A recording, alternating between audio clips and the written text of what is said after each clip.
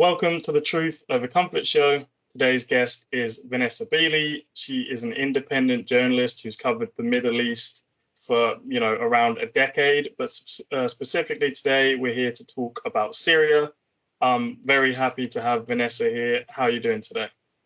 Hi, Louis. Thanks for inviting me on. Sorry, it took a bit of time to get me to sort myself out, but it's quite tough here in Syria to pick times and get good internet, etc.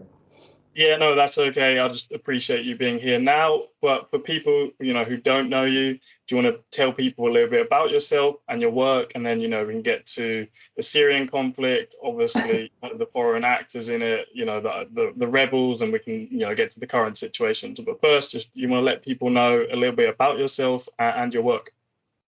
Well, basically, I'm just an independent journalist and photographer that has been working in the Middle East since around 2011, 2012. I was in Gaza in 2012 in the Israeli aggression then. That's where I met Eva Bartlett, another amazing colleague of mine who's currently in Russia and has spent considerable time in Donbass in eastern Ukraine, now Russia, of course. Basically, through her, I kind of got involved into Syria and what was going on there from about 2013 onwards. I ended up going to Syria in 2016, having tried on various occasions before that, but there was always a difficulty getting visas and so on because it's a country at war. And then basically from 2016 to 2019, I covered most of the liberation campaigns from the front lines at the various cities and regions in Syria that were being liberated by the Syrian army from Western-backed terrorist occupation. And from 2019 onwards, I've been living here. So I've been living here, this is my fourth year. But I've also covered events in Donbass. I went to Donbass November last year for the referendum, for which I was threatened with personal sanctions in France. A letter was actually written to Joseph Borrell demanding that I be put under personal sanctions, just me, out of 133 observers, because I was a sadist, first of all, and a Putinist second. This is what they do. We're all pretty much on the kill list in Ukraine, the NATO Ukrainian kill list. Journalists with dissident views are either to be interrogated or assassinated these days. That's basically what it's come to. And I've also covered since 2015 the Saudi, US, UK allied war in Yemen. I've been to Iraq and so on. So my focus is, and Egypt, I lived in Egypt for quite a while in 2013. So my focus is basically on events in the Middle East with, I guess, the majority of my reporting having been on Syria and particularly the UK intelligence role in the destabilization of Syria, not only since 2011, but historically. Yeah, I mean, if you're getting smeared and called names like that, you're normally doing a good job because they come after, your character or stuff like that rather than the actual information, which is, Yeah. But yeah, if you want to take people back, just before the Civil War or the so-called Civil War, Yeah. the Arabs, and what were the events that led up to this and the Arab Spring? Oof. Well, I mean, I have actually written, and people can go to my various platforms and websites and find the article. I've written about the 75 years of regime change in Syria by the MI6 and CIA. So what happened in 2011 was, let's say, just a continuation of what had been going on since Syria achieved independence from France or French mandate in 1946. And that, of course, had been organized under the Sykes-Picot Agreement, which carved up the Middle East and gave bits to Britain and bits to France and so on, and Syria was under French mandate.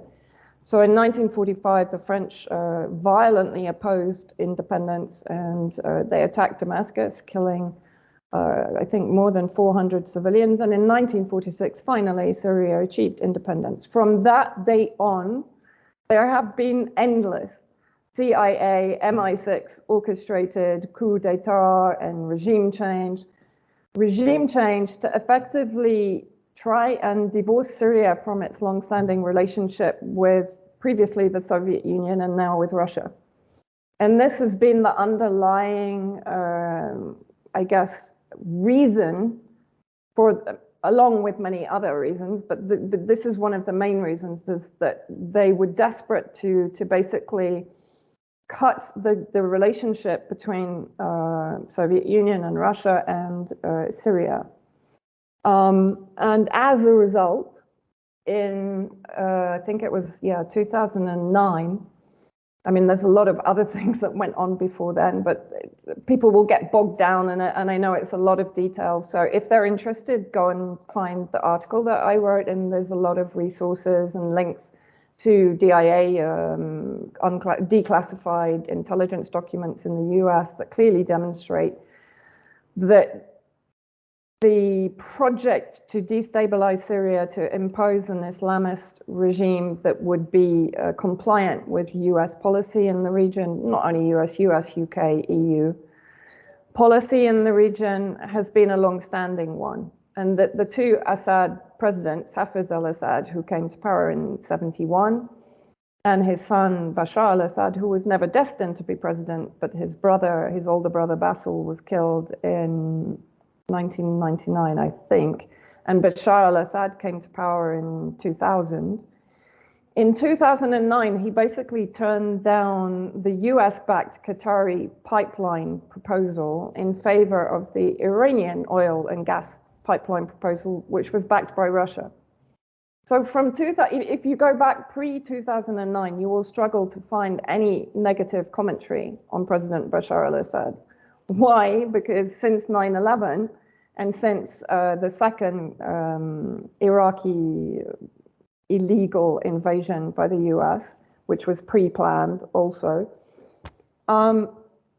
there was a project to try and win over Bashar al-Assad and to bring him over to the side of the West. But unfortunately, it failed dismally, because Assad is a man of principle and a man of integrity, and he refused to basically abandon his allies, including Russia, but including also Iran, Hezbollah, Palestine. And also he had a vision for Syria being the hub of the multipolar world. So even back in 2004, President Assad was planning the 5Cs project, which would effectively make Syria the hub of all trade coming from China, from Iran, from Iraq, and into Europe.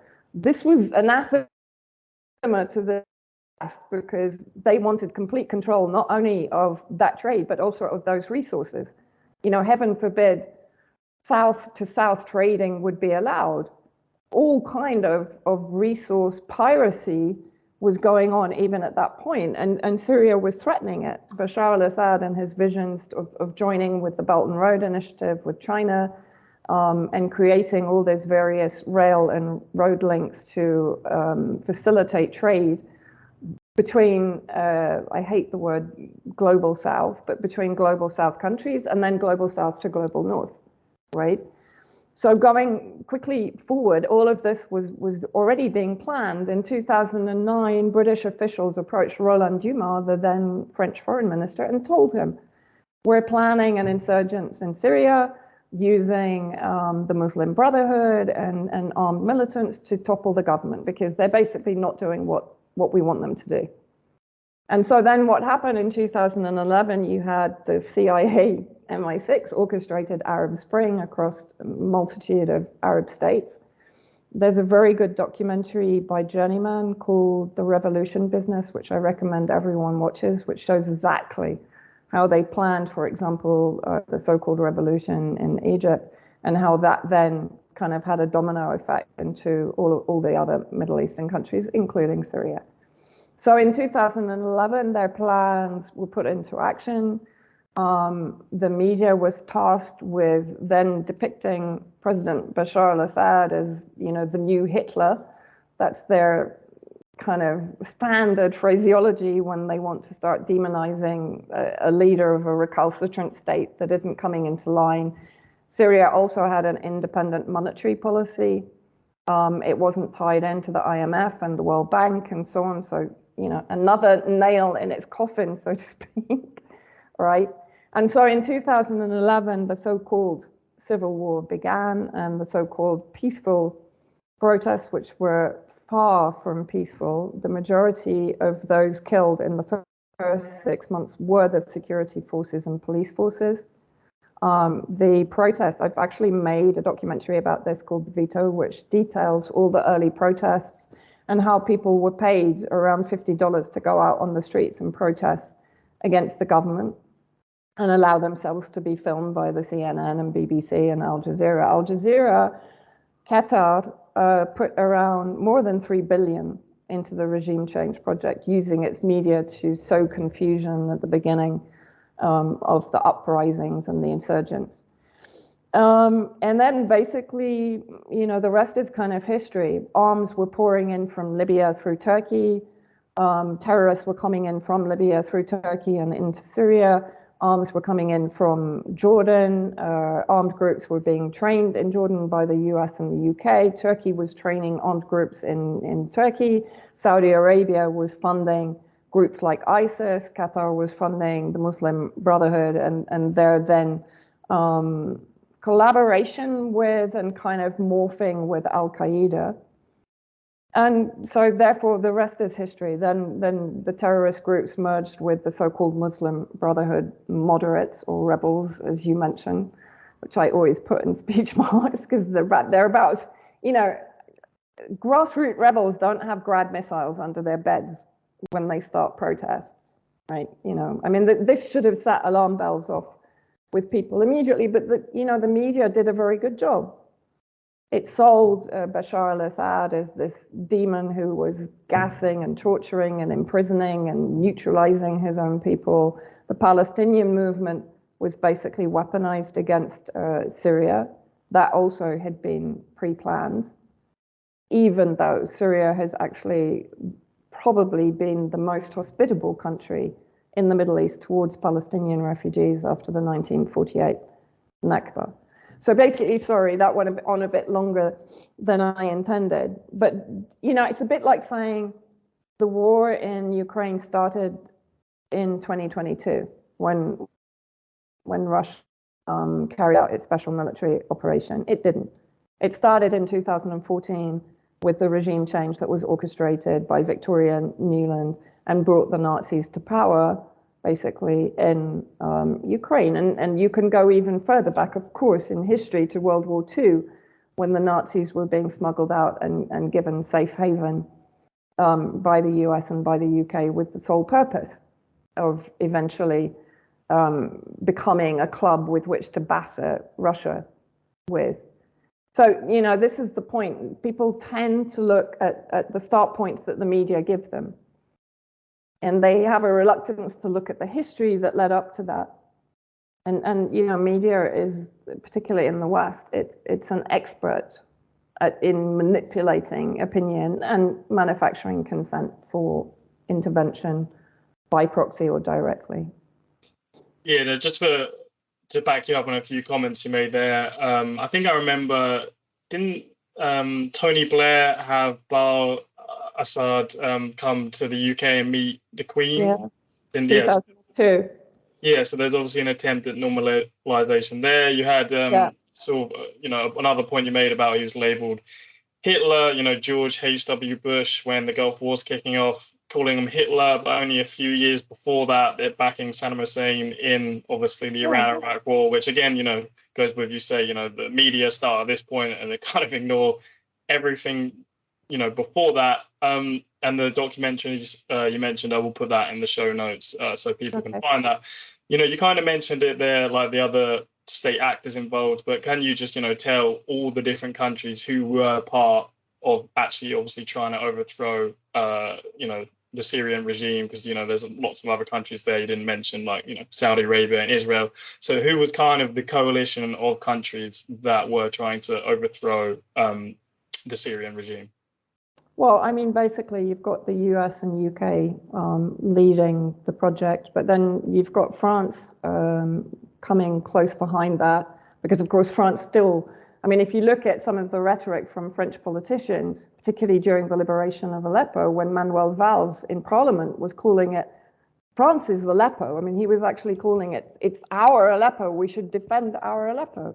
So clearly the French still had delusions of mandate in Syria, you know, like almost, what was it? Well, 75 years plus on, they still considered Syria to be their territory, as they do with many African countries, of course.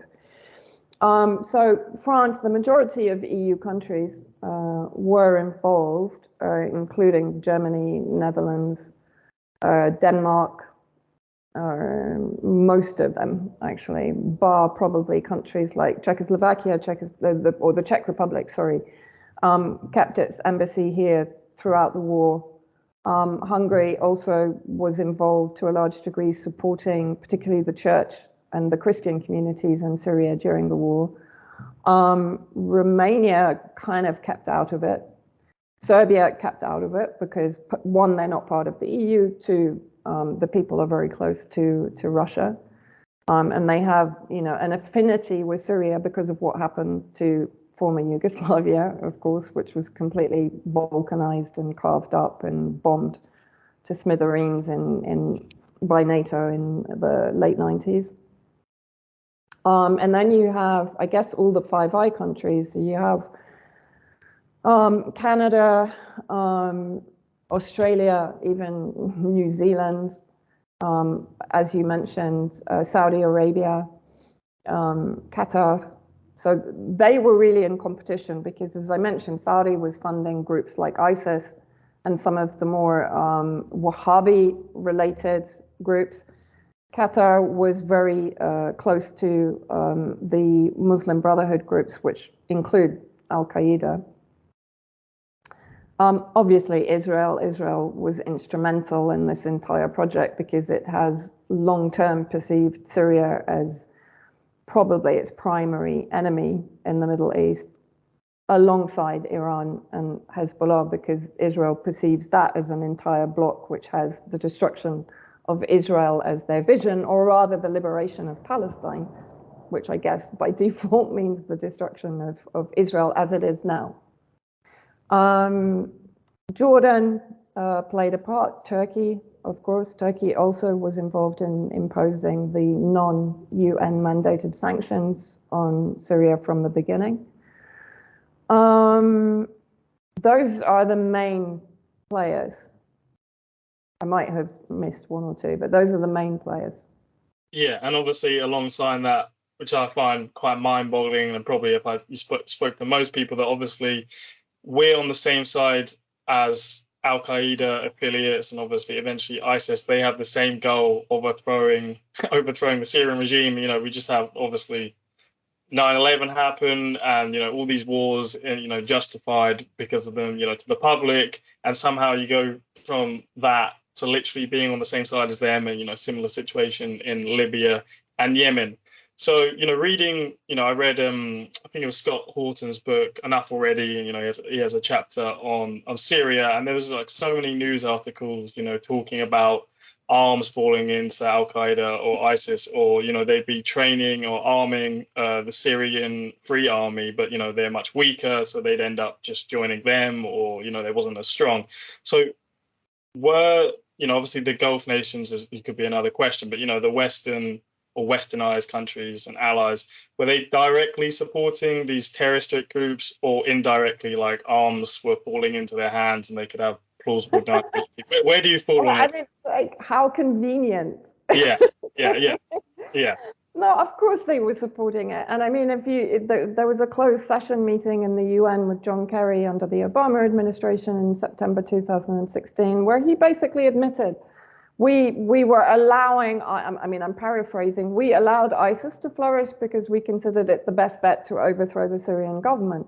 And now the US has control of the Northeast, and there are still around 15,000 ISIS terrorists and their various family members held in basically holding camps in the northeast. And the US is ferrying them regularly from Iraq to their bases there, to the US bases there for further training and renewing their weapons before sending them back into Syria to carry out attacks against the Syrian army, or into Iraq to destroy civilian infrastructure like electrical power stations and so on.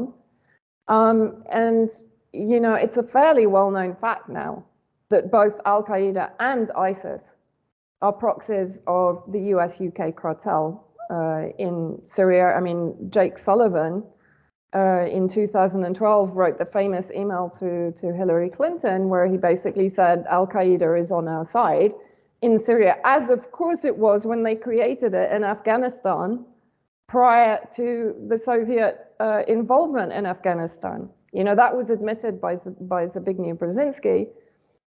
Clinton admitted that they created the Mujahideen to finish off the Soviet Union, and it was successful to a large degree. We also have a history of kind of moving in and out of Pakistan. I mean, let's remember here, the people we are fighting today, we funded 20 years ago. And we did it because we were locked in this struggle with the Soviet Union. They invaded Afghanistan, and we did not want to see them control Central Asia. And we went to work. And it was President Reagan in partnership with the Congress, led by Democrats, who said, you know what, sounds like a pretty good idea. Let's deal with the ISI and the Pakistani military, and let's go recruit these Mujahideen. And let's get some to come from Saudi Arabia and other places, importing their Wahhabi brand of Islam so that we can go beat the Soviet Union. And guess what? They retreated. They lost billions of dollars, and it led to the collapse of the Soviet Union. So there's a very strong argument, which is, wasn't a bad investment to end the Soviet Union, but let's be careful what we sow because we will harvest. So we then left Pakistan. We said, okay, fine, you deal with the stingers that we've left all over your country. You deal with the mines that are along the border. And by the way, we don't want to have anything to do with you. In fact, we're sanctioning you. So we stopped dealing with the Pakistani military and with ISI, and we now are making up for a lot of lost time. But Brzezinski admitted that they were planning that before Soviet Union entered Afghanistan. So they created al-Qaeda from that point, right? And it came from Yemen. Al-Qaeda, Arab Peninsula, was almost destroyed post-2012. From 2015, when the aggression started against the Yemeni people, funnily enough, Al-Qaeda, which had almost disappeared, suddenly reappeared and you know, basically was bolstered and became a severe threat again. And it now occupies areas of the south, of course, areas of the south that are strategically important, both to the US, UK, and to the Saudi coalition.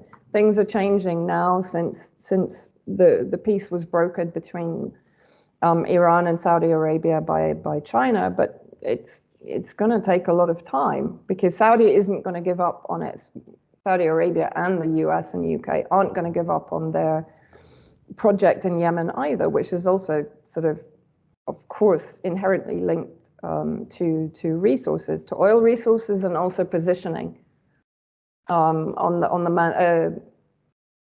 oh God, I've just forgotten the name of the straits, the Yemeni straits. Right. It'll come back to me in a minute. Not the Hormuz straits, but the other side. Bab el-Mandeb, that's it. And the connection to the Horn of Africa, because of course Africa is incredibly important to, particularly to the French and the British, but also now to the US, of course, for its resource piracy and digital mining also in the future. And so basically all of these groups, yes, were and are directly sponsored, equipped, trained, recruited by the US cartel, by the neo-colonialist cartel, and that includes the UK. Now, of course, the idea, the train and equip program, which Obama set up, which was only really, I think, for 500 so-called moderates, funnily enough, all the weapons that were coming in for them, which included, of course, surface-to-air missiles and the TOW missiles and so on, and the various manpads, etc., funnily enough, fell into the hands of ISIS. And under, the US war against terror in Syria, which of course is the main pretext for them being in Syria, what happened? ISIS actually flourished and was increasing its hold on Syrian territory. I mean, there's the famous story, I think, in 2013, when ISIS managed to cross something like 500 kilometers of desert under the surveillance equipment of the US and survived. So, it's ridiculous to say that either the UK or the US, the UK is funding the holding camps in the northeast for ISIS. And yet they're stripping people like Begum of her citizenship. This is the hypocrisy. In my opinion, they don't want her to come back to the UK because her testimony is too dangerous. And this has been an ongoing thing. If you look at the case of Moazzam Beg, for example, who was sent to Syria to train the jihadists and who came back to the UK and was put on trial, and the trial kind of collapsed. Why? Because MI6 were like, shit, we don't want people to know what he was doing there and that he was, doing it on our behalf. And there were multiple cases like that of people coming back who were put on trial and the trial just disappeared. It was just shoved under the carpet. And funnily enough, the people were just set free.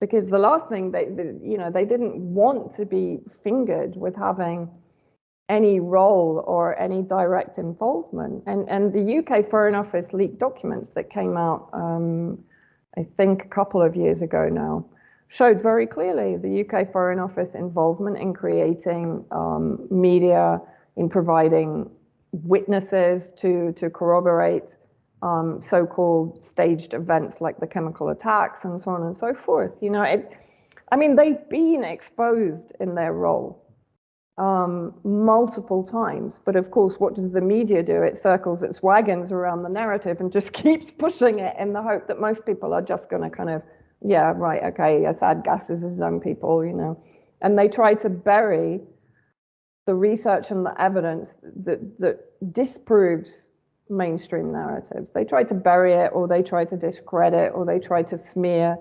journalists like myself and Eva Bartlett, who were on the ground for, pretty much most of the war, and Shamin Nawani, for example, who was in Syria from 2012 onwards. Yeah, no, the example you gave of John Kerry there, I think is a great one. That's kind of, I always go to people with that one because you can hear him actually outright say it. Let me ask you, Michael. I think we've been putting an extraordinary amount of arms in, haven't we? Yeah, and I have to say, as you said, it's a double-edged sword because you give people the ability to defend themselves, but when you pump more weapons into a situation like Syria, it doesn't end well for Syrians because there's always somebody else that's willing to pump more weapons in for the other side. The armed groups in Syria get a lot of support, not just from the United States, but from other partners. And we've never said that Qatar, Russia, Qatar, Turkey, Saudi Arabia, huge amount of weapons coming in, huge amount of money. But pumping weapons in causes someone else to pump more weapons in, and you end up with Aleppo. The reason Russia came in is because ISIL was getting stronger. Daesh was threatening the possibility of going to Damascus and so forth. And that's why Russia came in, because they didn't want a Daesh government. And they supported Assad. And we know that this was growing. We were watching. We saw that Daesh was growing in strength. And we thought Assad was threatened. We thought, however, we could probably manage, that Assad might then negotiate. Instead of negotiating, you got Assad. Now you got Putin to support him. For background for people, so he's basically meeting with a Syrian opposition group, and he's like, we watched ISIS grow, we thought we could manage, again, paraphrasing, he's like, we watched ISIS grow, we thought we could manage it, we thought we could use it as leverage, to basically change the regime in Syria. And then he goes on to say, the reason Russia came into the war is because it didn't want a Daesh and ISIS government. So that's why they came in. And that, that's in his words. And it's really interesting to see that only 3 media organizations, I think it's Reuters, The Guardian, and the New York Times, even mentioned about this leaked tape, but all 3 of them didn't mention that bit. And I went through the New York Times article where they play snippets. They play snippets of it. So I went to the full video and thought, okay, how close is that bit to that comment? And there's someone that were like just after and just before. So you're like, they purposely left that out, the juiciest story ever. Like the US government, who went to all these wars apparently over what happened in 9/11, is now watching ISIS grow so it can overthrow another government that it doesn't like. It would have been the biggest story ever, but nothing. Only 3. I think it was, Reuters, The Guardian, no, CNN, that was it. CNN posted the whole video and then they took it down, I'm sure, for that reason. But that is a great example. You can also hear Israeli, officials, military, or the Mossad talk about how they basically rather back al-Qaeda against Syria. ISIS, they even said ISIS. They even said they would prefer an ISIS regime to a Bashar al-Assad government. And the other one, of course, was even under the Trump administration, everyone kind of perceives Trump to have been less of a warlord than the Democrat Party, but actually that's really not true in the case of Syria, because Trump brought in, for example, the Caesar sanctions based on the totally fraudulent Caesar Caesar files, that again were orchestrated. People should think back to, what was it, the Kuwaiti incubator babies, the Viagra rape in Benghazi, the women's rights in Afghanistan. How are women's rights doing right now, 20 years after US departure from Afghanistan? You can safely assume that every single narrative that takes you to war, including the current ones with China, anything relating to Russia, North Korea, are all completely false. And if you work on that premise and actually, do some of your own research, particularly look at who's always behind these narratives, who's controlling them, who's providing the reports, who's providing the evidence, and that'll generally lead you back to US State Department or UK Foreign Office or MI6 or CIA. This is the thing. And the problem is that people have a sort of a groundhog thing going on. So now everyone's sort of figured out Syria. It took them quite a long time, I think, until around 2016, when consensus started to flip, when Aleppo was liberated, and suddenly everyone saw that what me and Eva and other people who were actually on the ground had been saying was vindicated. It was even vindicated by UN reports. So people suddenly started going, oh, okay, maybe they're right. Now we're having the same thing again about Russia and Ukraine. We're having the same thing about China, because they're selling the whole kind of Uyghur oppression narrative. They're selling the Hong Kong narrative, and people are kind of falling for it all over again. They're selling the Taiwan narrative, totally ignoring the one China commitment, just as they ignored the Minsk agreements, and they've now admitted that the Minsk agreements were just to allow them to weaponize the fascist elements in Ukraine in order to attack Russia, basically, right? And that's exactly what they did, for example, when Aleppo was under siege by the terrorist groups. And you mentioned the Free Syrian Army. I want to talk to people about the Free Syrian Army, because basically the Free Syrian Army are the Muslim Brotherhood elements in Syria. And if you go back, as I said, in history, the Muslim Brotherhood itself, the Ikhwan, was created by Britain, British intelligence agencies in Egypt in the late 30s. And since then, it's been perceived as the political arm of Islam. But actually what it is a bunch of terrorists in suits. Fundamentally, that's it. And they've been weaponized against governments that, as we've mentioned, are non-compliant with Western values, with Western agendas. As the majority of governments in Syria that were overthrown by black ops or clandestine operations since 1946. And under Hafez al-Assad, of course, everyone talks about the massacre of Hama in 1982, when apparently Hafiz al-Assad cracked down on the rebels then, which were Muslim Brotherhood.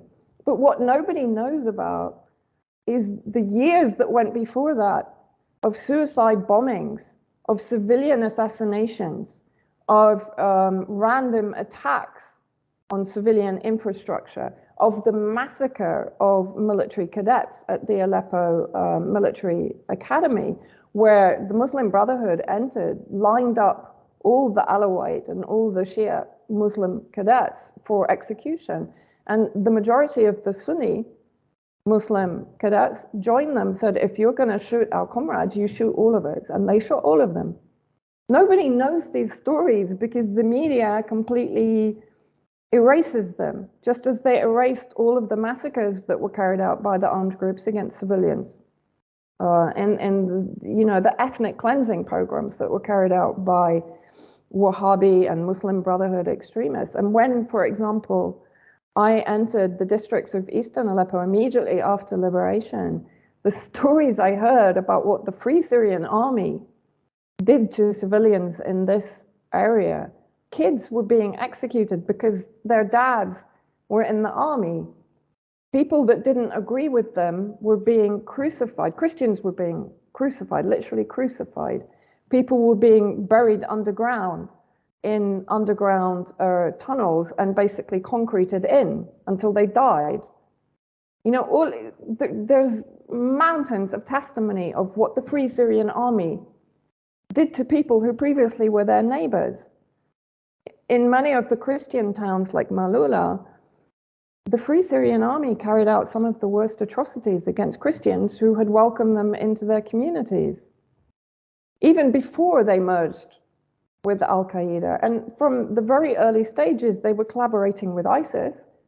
That's all documented. And even Robert Ford, who has a history of creating death squads, including in Nicaragua, alongside Negroponte, although he denies it. Also in Iraq, he denies that. Also, we've had various private message exchanges. Even he admitted that the Free Syrian Army really shouldn't have talked about their collaboration with ISIS, like so early on in the conflict. So the whole, you know, for me, I always say this, there's actually no difference between any of these armed groups. They are constantly rebranded because that confuses people in the West. You know, they become HTS, or they become Ora al-Sham, or Jabhat Shamia, or there's a multitude of names I can come up with. But effectively, it's like a mafia operation. They all have the same extremist ideology. They are all racist and sectarian. They all will work in collaboration until it comes to competition over money, over drugs, over trafficking, over territory, over status, over power, etc. Then they will clash. But basically, for example, the Kurdish Contras in the northeast that are also under the control of the youth, they collaborate with ISIS. They marry ISIS brides. They benefit from the corruption of being in charge of the holding camps of ISIS. You know, people need to understand war, and this kind of war is so dirty. It's so dirty. People will sell their mother for money, you know. And that's basically what it comes down to here. Yeah, no, you've obviously been there many times and you live there, so I'd love to get, you know, some of your thoughts on living there later, but also, as you mentioned, you know, the atrocities. But before we get there, just to make clear to people, you know, the line about obviously moderate rebels, you know, did anyone really actually take it that serious at the time? Like, was it just that obvious that, you know, No, everyone took it really seriously. Everyone in the West was completely duped on this. Everyone, you know, if you look at how CNN, BBC were portraying these monsters, they are monsters, these armed groups. Really, I can't stress this enough. If I talk to you about some of the things that they did in Homs or in Latakia, it's actually hard for people to register or even stomach. It's hard for me to hear it. But it was unbelievable. It's not even Islamist extremist, it's satanic. some of the stories that are told to you by survivors of their occupation, what they did to their relatives and so on, it's horrendous. And so this idea, and of course it was reinforced by Charles Lister of, the Brookings Institute, who created this whole report trying to basically sell the idea. And David Cameron, the then Prime Minister, ran with it, that there were 70,000 identified moderate rebels inside Syria. He's actually now, I think, gone on Twitter and kind of totally undermined his own story. I don't think he even realized he did it, but of course everyone screenshot the tweet before he could delete it, if he did delete it. But no, it was nonsense, but people in the West fell for it completely. And they were hearing all these stories about Assad personally torturing and killing his own civilians. There was the Amnesty International report about Sadnaya prison, where it was talking about, I can't even remember the numbers, they were so ridiculous. And the former British ambassador to Syria, Peter Ford, went on various interviews and said, this is ridiculous. This prison holds some of the most violent, extremist, al-qaeda type prisoners, and it only holds maximum 500. I think they were talking 5,000. And in the end, Amnesty had to basically back down because they realized that everyone had figured out that it was all computer generated. They hadn't actually gone to Sadnaya. I mean, and the thing is, where Sadnaya is, it's right next to the Christian communities who are perfectly happy for those al-Qaeda monsters to be in prison and not released to continue the atrocities against them. None of this context is ever introduced by Western media. The BBC has done the most criminal job on reporting in Syria. And I actually bumped into Lise Doucet, who's the senior BBC Middle East correspondent in the Ministry of Media in Damascus. And she refuses to remember this conversation, but I will repeat it. And I asked her, I basically said, why is the BBC not investigating the White Helmets, the MI6 incubated organization that is embedded with the armed groups and is providing the propaganda to basically protect the image of those armed groups? And she turned around, she said, it's too polarizing and too controversial. And I looked at her, I said, I'm sorry, you are a media company, right? Like, isn't that your job? If the British government is funding an organization that is committing war crimes, is accused of organ trafficking rings, running organ trafficking rings, abducting children to stage chemical weapon events, and accused by Syrian civilians, shouldn't you be investigating it? She denies having that conversation basically now. But that's what the BBC represents. And of course, you've also got the 2013 BBC Panorama Saving Syria's Children, which was forensically investigated by Robert Stewart, a kind of citizen researcher, who pointed out, and I would totally agree with his conclusion, that it was entirely staged.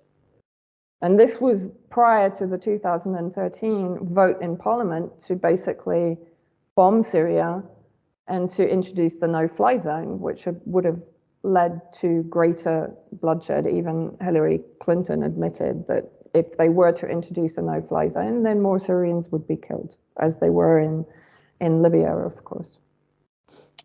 Yeah, no, obviously, as we discussed there, I'm happy to move on after this, but, you can find, I'll put it in the show notes, I'll try to put stuff on the screen as well. Israeli, comments about them coming over the border, getting hospital treatment, no background check, just sticking back out there because they'd rather, the whole country just bleeds each other out, ISIS, Al-Qaeda. You can find obviously the John Kerry clip. You can find numerous articles where they're saying we should back Al-Nursra, it's the strongest force, or, the Free Syrian Army ends up just giving up their weapon to them anyway, or working with them because of the stronger force. Even if you don't obviously want to believe we back them, obviously ISIS and Al-Qaeda took massive swaths of territory in Iraq and Syria, directly the cause of that. So, being there in Syria many times and obviously living there, what is actually the view there of Assad himself, and then obviously the West? You know, has the war basically increased the view of him? Like, has it differed much from before, or have they always been kind of with him? No, I mean, if you go back even to 2011, of course, what the media did also was to erase the vast million-strong or hundreds of thousands strong protests in support of President Assad. Of course, that was never shown. And Jonathan Steele in 2012 for The Guardian, before all the good journalists were kicked off The Guardian and they just introduced a bunch of spooks, basically, in my opinion. Jonathan Steele wrote about it. He said, what the media is not telling you is how popular Bashar al-Assad is in Syria. And he talked about various polls that have been carried out, I think, in Doha, which, as I pointed out, is not exactly friendly to Syria, but it still came up with a 52%, I think 52% or around that, popularity rating for President Assad, which is higher than most Western leaders, especially now. I mean, look at Macron in France. I think he'd struggle to get above 25 right now.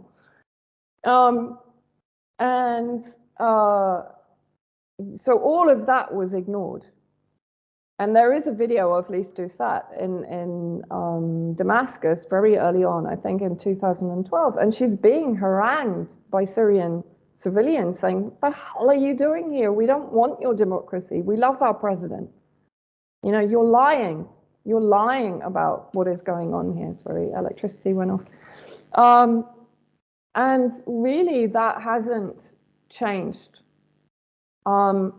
85 or let's say 80% of Syria is back under control of the Syrian government and the Syrian forces, allied forces. And we had elections here in May 2021, and I actually wrote about that, and I said what these elections were about. It's not about re-electing President Assad. It's about telling the West, you're irrelevant. You're not going to dictate to us who is our president, who is our government, how we live our life, who is in charge of us. Even with your sanctions, even though we're exhausted, we're still going to come out and celebrate our president. And on the night of the elections, you know, this is a guy who is supposedly hated by all his people, went out without security with his wife and kids to one of the busiest areas of Damascus, Maidan, for shawarma. You know, and he's completely mobbed by people wherever he goes.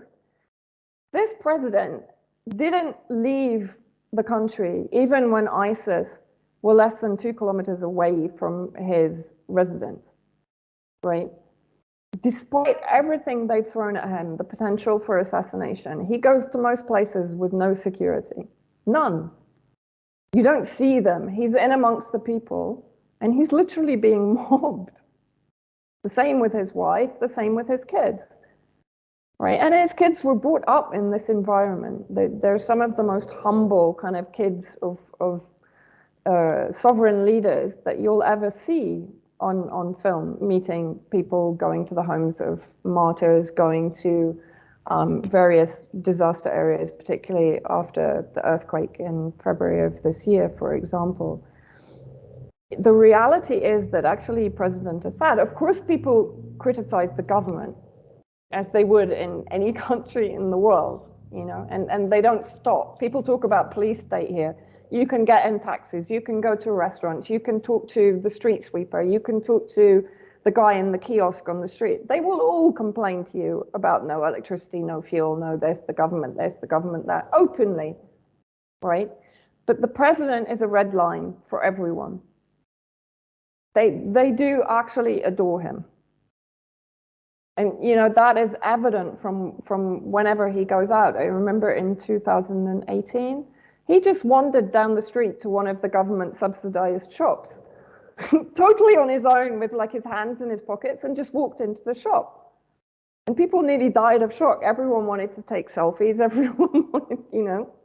He regularly goes out in an unmarked car, his car, late at night and just drives around Damascus alone with no security. Yeah, I mean, you make a great point there, obviously, because we always look at it as, oh, they've got a terrible approving rating or they're protesters. And then you look at our own governments. Most people don't really care about voting. The approval rating's tiny We have protests all the time, as you said, like Macron, France, perfect example. People always make the comments like, imagine if, Russia or, Middle Eastern country was like, look at the protests going there, we need to overthrow the government. Or, yeah, like you said, they call them a police state. But then, we get all the revelations about the national security state and tech companies working together to surveil us. So everything you say to them is like, and then they, he gets a high, approval rating. They're like, it's a fraud. It's not real. It's really crazy to think about, everything we project on them. Literally most people are just uninterested in politics. And, Exactly. And the thing is, I think it was John Pilger that said, we should stop looking over there and start looking here at what's happening in our country. The power grab that's going on, the war against the working class, the total eradication of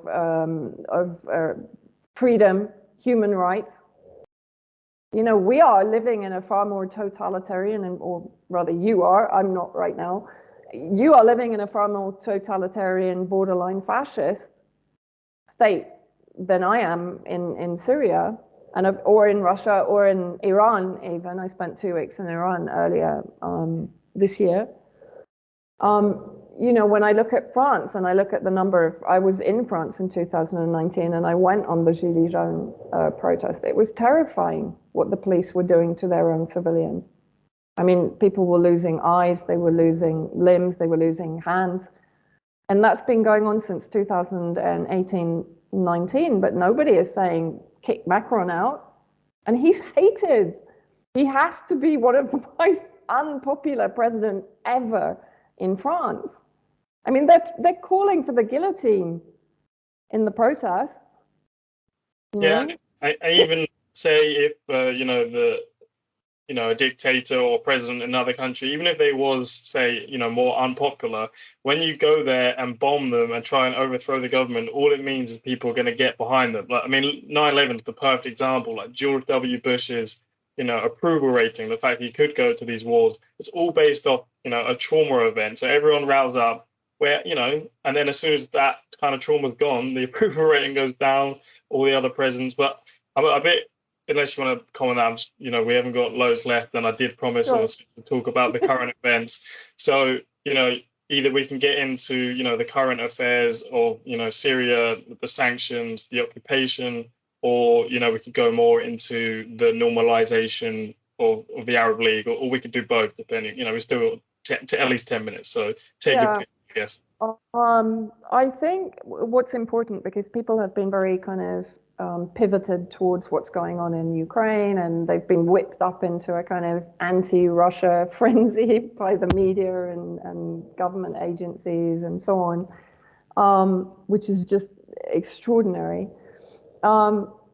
And so people have sort of, to a degree, lost interest in Syria, because Syria is not, it's not headline news anymore, as it was during the height of the regime change war against Syria. And so what people maybe don't realize, and I'll try to kind of condense it so that they have a picture of what Syrian people are living through. Basically, Syria now is a centralized territory which is surrounded on almost all sides by hostile states that have annexed parts of Syrian territory. So in the northwest, you have the al-qaeda sort of derivatives and their affiliates in control of the northwest and Idlib. In the north, you have Turkish military. Turkish military is also, of course, in the northwest, aiding and abetting the armed groups there that are basically under Turkish control. But Turkey itself has annexed territory, even putting up a kind of apartheid wall, very similar to what you see in Israel, actually separating Syrian territory from Syria under the control of Turkish militia. And also Turkey has taken control of all the Muslim Brotherhood elements. Again, they've been rebranded multiple times. I think they're now the Syrian National Army, the SNA, which is under the control of Turkey, which was previously the Free Syrian Army. This is what they do. They kind of rebrand everything, so people just goes, it's too complicated. I can't keep up with it, whatever, And they just sort of go back to Assad's bad, doesn't matter what happens to you. So that's the north. Then the northeast, you basically have US occupation, both direct, they have around 2,000 troops, between 24 and 28 illegal military bases. They just established a new military base in central Syria, close to Raqqa, which they pulverized, in theory, in the war against ISIS, but basically it was to ethnically cleanse the whole area so that they could settle with the Kurdish separatists that are under the control of the US and Israel in the northeast. And Victoria Nuland has been making noises quite recently about creating an autonomous region in the northeast of Syria. So the Balkanization of Syria again. And in that area, so the US and the Kurdish Contras basically have control of all Syrian oil resources, pretty much, and agricultural resources. And they have control of the main borders between Iraq and Syria. And they regularly bomb any humanitarian convoys that are coming in from Iraq, particularly after the earthquake, to prevent humanitarian aid coming to the Syrian government for distribution to the earthquake victims. Both Israel and US are regularly bombing those convoys, claiming, of course, that they're full of weapons, which is completely hypocritical because that's what they were doing in the early stages of the war, sending weapons in through World Food Programme and other such NGO convoys. And added to that, America is basically regularly killing civilians, kidnapping civilians. It is, as I've said, transferring ISIS to different areas of Syria to carry out attacks on Syrian army positions. Even after the earthquake, there were two major ISIS attacks, of course orchestrated by the US against civilians to the east of Homs, when hundreds of civilians were murdered and hundreds were kidnapped. And we don't know where those kidnapped victims are or what the US is doing with them. Then in the east and southeast, you again have US military occupation. So they have the Al-Tanf military base, which has a 55-kilometer exclusion zone in which they are recruiting and training armed groups, including ISIS, in the use of artillery, like, for example, the HIMARS system, which has a maximum range of about 300 kilometers. So from there, they can effectively target Damascus if they want to. And Israel uses the Al-Tanf base to often launch its attacks against Syria. We had one last night, actually, on Damascus at around midnight. They targeted the south of Damascus and western Damascus, so very near me. And then, of course, in the south, you have Israel, who illegally annexed the Golan territories in '67 in the Six-Day War. But that had been pre-planned before the Six-Day War. Planned to take Jordanian territory, the Sinai and Gaza from Egypt, and the Golan territories. Why? Because 30% of Israeli water comes from Golan territories. It's actually not about oil. This is about natural resources other than oil. Oil is involved, but water is more important. Then to the west, you do have Lebanon, but Lebanon has been put into economic freefall, which again has impacted on Syria because many Syrian businessmen, to try and keep their money safe, transferred it to Lebanon when the war kicked off and when many of them were put under sanctions. And then, of course, in the last 2-3 years, since the Beirut port blast in 2019, the economy has collapsed, orchestrated by the US and UK. And therefore, that's cut off Lebanon as being a sort of relatively friendly border country for Syria. Jordan has reopened trade with Syria, but Jordan is still considered as a sort of vassal state, particularly of Britain. And then effectively, so with the US occupying the oil, that means here in Syria, we don't have any of our resources. We don't have oil.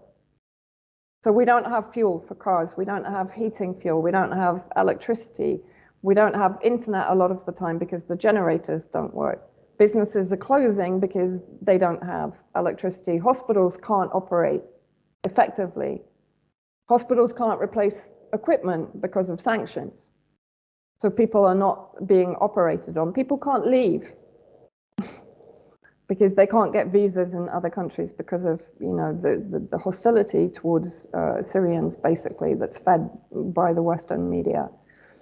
So life here, and Caesar sanctions that were brought in under the Trump administration, have crippled any sort of rebuilding assistance from other countries, because basically what the Caesar sanctions do is any country that comes to the aid of Syria, it's going to get punitive sanctions against them also for simply working with Syria.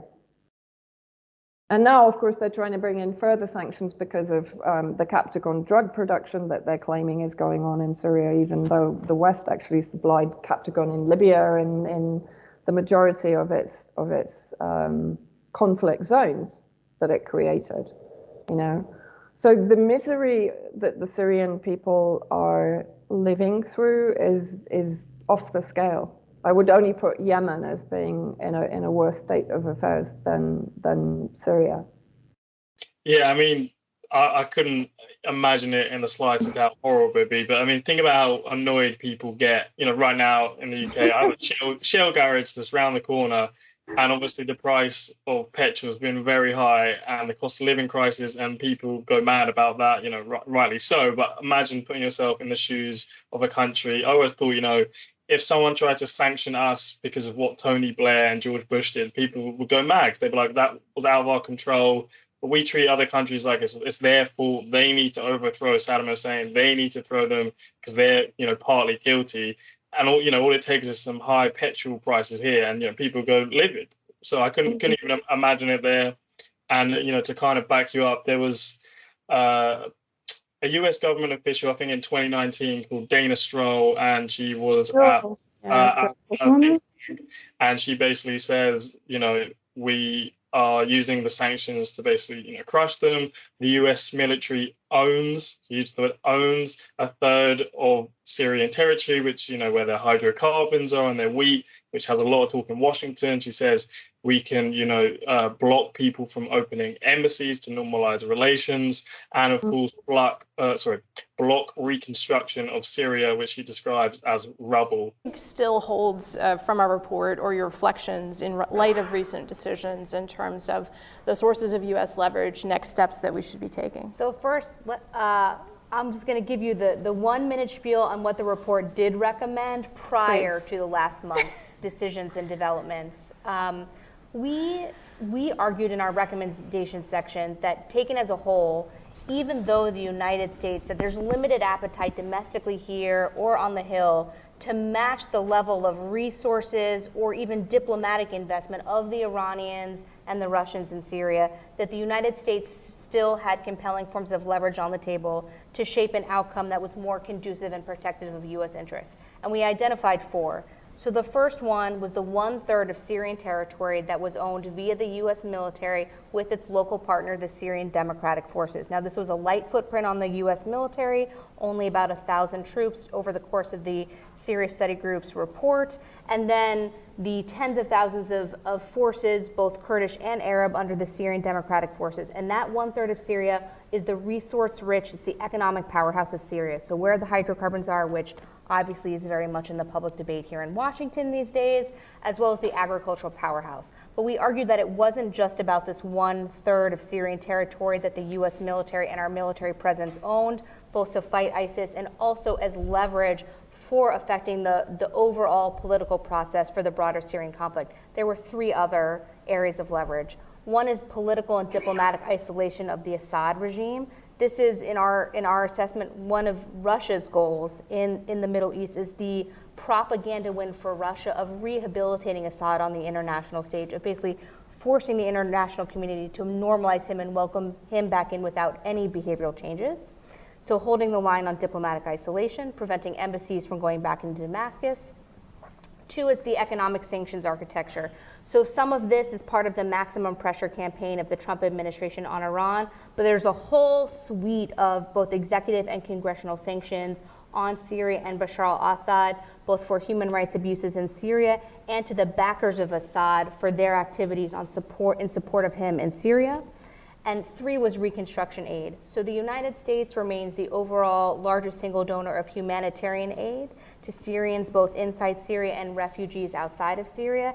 And there was some stabilization assistance in the part of Syria that was liberated from ISIS and controlled via the Syrian Democratic Forces in northern eastern Syria. The rest of Syria, though, is rubble. And what the Russians want and what Assad wants is economic reconstruction. And that is something that the United States can basically hold a card on via the international financial institutions and our cooperation with the Europeans. So we argued that absent behavioral changes by the Assad regime, we should hold the line on preventing reconstruction aid and technical expertise from going back into Syria. So I guess kind of on the closing kind of question, because I know you've got an interview soon. Obviously, they have kind of failed to block the normalization of relations in, the Arab League. So if you just want to talk on that, but you give me an hour, so I don't want to make you run over too much. Yeah, I mean, basically now, of course, what they're trying to do is to prevent the normalization. I mean, President Assad was recently invited by Saudi Arabia to the Arab League. Sorry, one of the dogs is snoring really loudly. I don't know if you can hear him. He gave a pretty historic speech at the Arab League summit in Jeddah fairly recently. There's been normalization with Egypt. There's Iran and Russia are trying to broker talks between President Assad and President Erdogan of Turkey. That's sort of ground to a halt because Assad's red line is, Turkey's just basically got to get out of Syria and then he might talk, which is perfectly reasonable. And of course, I'm still here. Oh, okay. Camera is my camera. Okay. And so basically what has the US done? It's now brought in, it's proposed a bill, what is it called? The anti-normalization bill, which is going to try and prevent people again, it's going to punish people for normalizing relations with President Assad, blah, blah, blah, blah. But actually, the thing is, with what's going on in the world today, with the pivot towards the East anyway, and the war in Ukraine, the collaboration now, or the heightened collaboration between Russia and China, African countries starting to push back against US colonization, basically, and French colonization, British colonization, and saying, you had South African politicians and officials saying, we are not going to abandon our relations with Russia. And actually, one guy, I think he was an opposition member, said, yeah, we're prepared to arm Russia in Ukraine, which nearly killed, what's his name, Saka of BBC Hard Talk. I mean, he had nowhere to go after that, right? And with the pivot towards the East and the de-dollarization that's going on, and Marco Rubio said fairly recently, if this de-dollarization goes on, what can we do? We don't have our economic warfare anymore. It's not going to be successful. So what do we do? What do we do to put pressure on the countries that are not coming into line, right? They're buried in a military quagmire in Ukraine. They're pouring weapons into Ukraine. And I'm quite sure the majority of these countries in the EU and even the UK don't have weapons to defend themselves even anymore, if they really have provided those armaments to Ukraine. Of course, many of them are ending up in the Sahel and Africa and so on, and probably also in Syria in the northwest. And so therefore, the West is terrified of this normalization process. And what's happening actually is a commodity block is forming, because of course all the countries that are kind of lining up behind Russia and China are the countries with the resources, and it's leaving the West with what? All the countries that they've pillaged and plundered and pirated and destroyed and savaged for all these years are suddenly going, no, hold on. Now we have countries that have the same vision as us, behind whom we can stand and who will stand by us, right? And so we're living through, in my view, a very transformational time. I have no idea where it's going to end up because I'm quite sure the US, UK is not going to give up on its various supremacist agendas. But we're definitely, and Syria is kind of really central to what's going on because Syria is the gateway to Eurasia. And of course, the big new Brzezinski wrote about that they would have a very small window of opportunity to get control of Eurasia. And they've kind of failed in Syria. Syria was sort of the last domino before Iran to be destroyed, to be knocked over. And it's failed. What it's actually done, pan-Arabism is coming back to the fore, which they've spent decades trying to destroy. The relationship between Syria and Russia is stronger than ever. The relationship between Russia and China and Iran is stronger than ever. So everything that they were trying to prevent is actually coming to fruition. You know, yeah. Yeah, it's pretty. I mean, it's pretty mind-boggling. You know, kind of what they try to achieve and what's actually happening. And again, there's like a clip every day you see of an African official just like we're done with. Like we're just done with this. We don't care what you say. We're such in a bubble in the West, compared to what people think. They just don't think the same at all. But again, I'd like to thank you for coming on. Do you want to tell people, where to find yourself, your work, and then, feel free to jump on. Mostly these days people can subscribe or please, if possible, donate to my Substack. I'm also on Patreon, I'm sort of clinging on, and YouTube, Telegram, my Telegram channel, and Twitter. For as long as they last, I'm always waiting for the censorship axe to fall, but so far I've survived.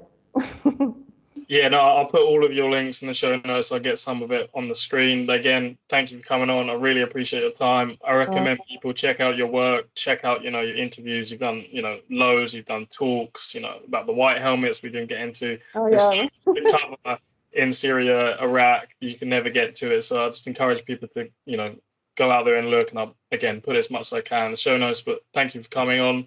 And I hope you enjoy your next interview, which is very short. So I will finally let you go. Thanks, Lewin. Thanks for doing what you're doing. It's really important for people coming up into the world that we're living in right now to get a better handle on what's been happening. So thank you for what you're doing also. That's okay. Thank you. All right. Take care. Bye.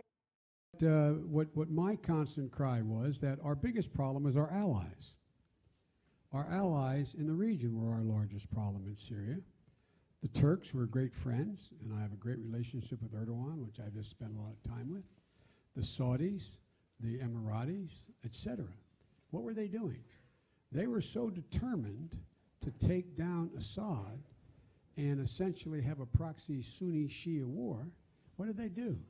They poured hundreds of millions of dollars and thousands of tons of weapons into anyone who would fight against Assad, except that the people who were being supplied were al-Nursra and al-qaeda and the extremist elements of jihadis coming from other parts of the world.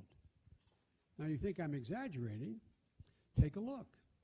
Where did all of this go? So now what's happening? All of a sudden, everybody's awakened because this outfit called ISIL, which was al-Qaeda in Iraq, which when they were essentially thrown out of Iraq, found open space and territory in eastern Syria, worked with al-Nursra, who we declared a terrorist group early on, and we could not convince our colleagues to stop supplying them.